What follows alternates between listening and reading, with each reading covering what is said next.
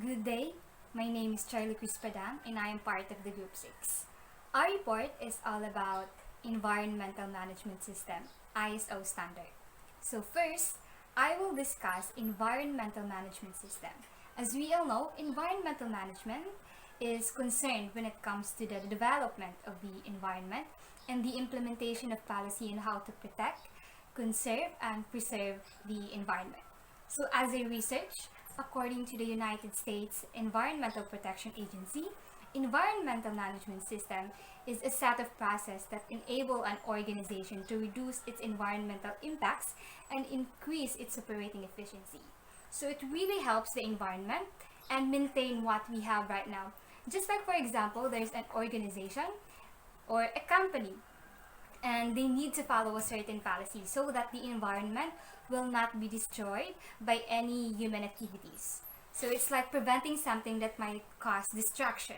So it allows an organization, a business, or a company to improve their environmental performance. Now, we will discuss what is ISO means. ISO stands for International Organization for Standardization. So it ensures the safety of people and the environment. Like for example, there is a company, a business, and they need to comply to ISO standard. If they have been tested, it means that their products are safe and not harmful at all. So it really helps the businesses or organization, the consumer, and especially the government when it comes to protecting and improving the environment. The good thing about ISO is that it does not only help the environment but also ensure the safety of the people. So there's actually ISO 14001. So it is a framework for organizations that need to systemize and improve their environmental management efforts. There's also ISO 14001 2015 revision. And my group mates will discuss about that and also the benefits of the ISO standard and the other topics of environmental management system ISO standard. So that's it. That's my report. Thank you. To report the ISO 14001 of 2004 versus the ISO of 14001 of 2015.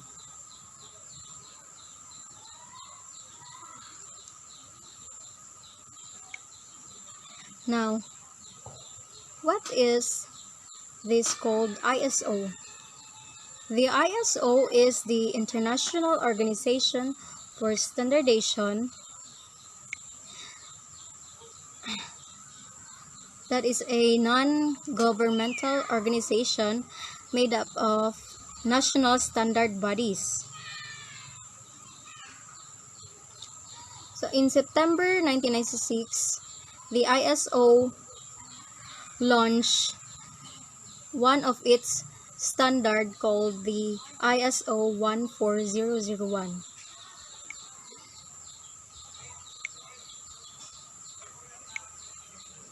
What is this ISO 14001? So, ISO 14001 is a standard applicable to any type of activities of an organizations or companies that set out to improve the hazards that concerns the environment. It was then launched in September 1996 and it was then adopted by over 300,000 organizations worldwide. It also provides requirements with guidance for use that relate to environmental system and clarifies the best practices that are effective in adapting to environment management system.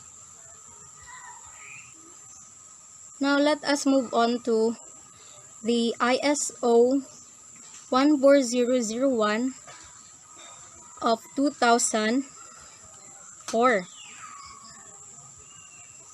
According to ISO, it pertains to requirements needed for an environmental management system that enable to an organization to develop and implement a policy and objectives that take into legal account requirements and other requirements to which organization subscribes and information about significant environmental aspects. It also applies to those environmental aspects that the organization identifies as those with which it can control and those where it can influence. The standard itself also does not state specific environmental performance criteria, and it is applicable to any organization that wishes to establish, implement, and maintain and improve an environmental management system to assure itself of conformity with its environmental policy and to demonstrate conformity with ISO 14001 of 2004. ISO 14001 of 2004 stated environmental policy and demonstrate conformity with ISO 14001 of 2004 by making a self-determination and self-declaration, seeking confirmation of its conformance by parties having an interest in the organization such as customers, seeking confirmation of its self-declaration by a party external to the organization, and seeking certification or registration of its environmental management system by an external organization. Now, in ISO 14001 of 2004, it has a requirement such as the ISO 14001 requirement 4.1, the general requirements, and second, environmental policy, third, environmental aspects, fourth, legal and other requirements, fifth, objectives, targets, and programs. Now let us move on to the ISO 14001 of 2015. This ISO of 2015 specifies the requirements for an environmental management system that an organization can use to enhance its environmental performance, and it intended for use by an organization seeking to the environmental pillar of sustainability, and it helps an organization achieve the intended outcomes of its environmental management system. ISO 14001 of 2015 has these intended outcomes in which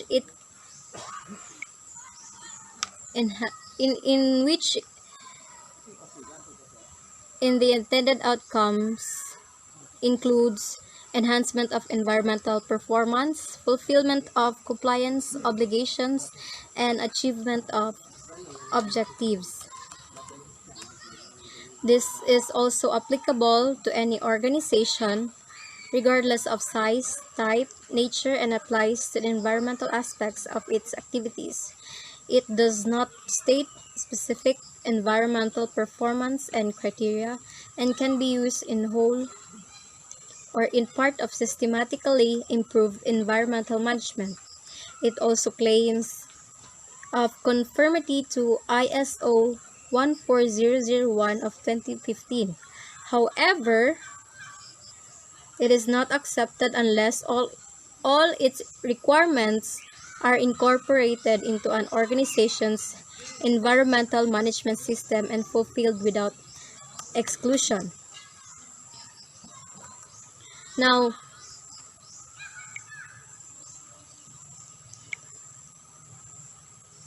ISO 14001 of 2015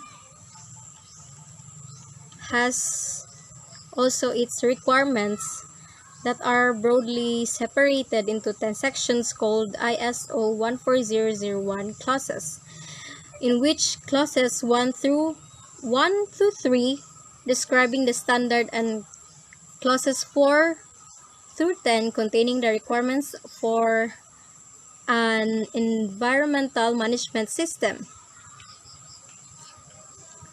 such as context of organization, leadership, planning, support, operation, performance evaluation, and improvement.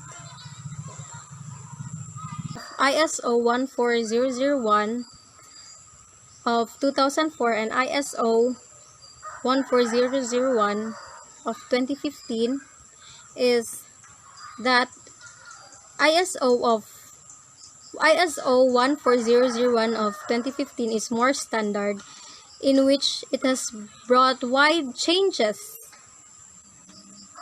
such as structure, in which this new common structure brings more strategic focus to the standard and facilities organization, and for the organizational context, it allows organizations to have a better understanding of risks and opportunities, and for the needs and expectation of interested parties, is it identifies relevant stakeholders and understand how this can impact the EMS if their needs and expectations are not met. For the leadership and commitment, it requires organizations to also aim at having a positive impact and improve environmental conditions. For life cycle perspective, is it contributes to sustainable development and prevent negative environmental impacts from the shifting through life cycle of product or service. And for the environmental performance, it uses quantitative data in the evaluation process. And for the communications, is it in the environmental performance improvement and drives organization to focus on organizational context and relevant stakeholders, and promotes risk-based thinking and life cycles perspective.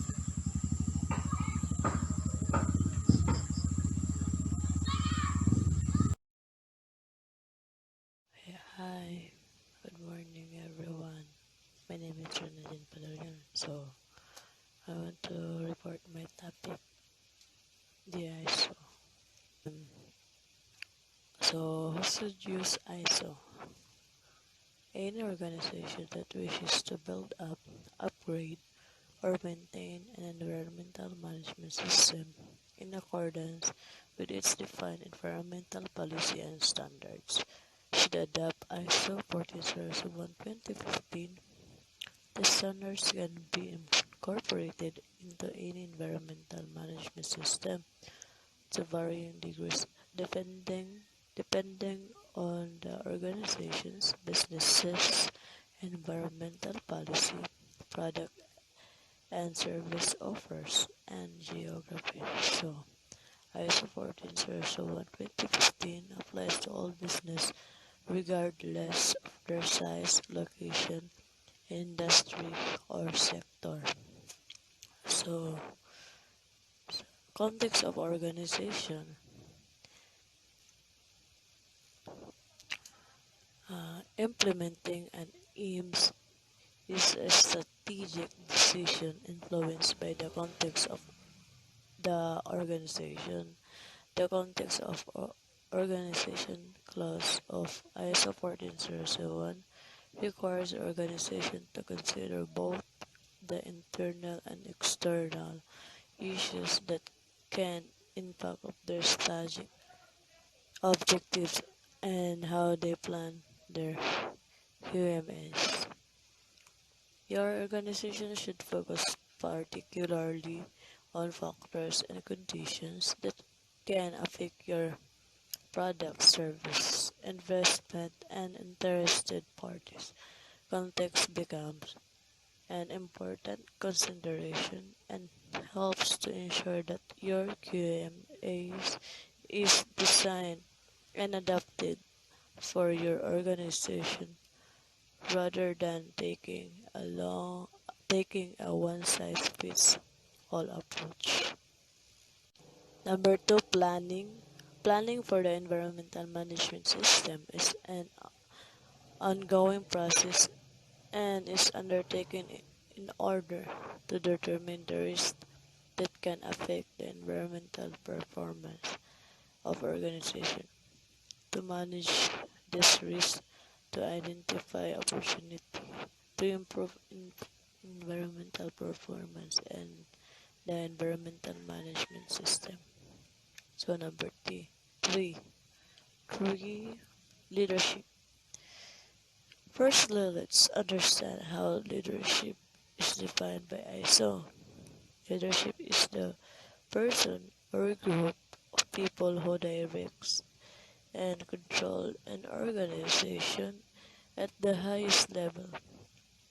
Top management has the power to delegate authority and provide resources within the organization. So, mauna ang leadership.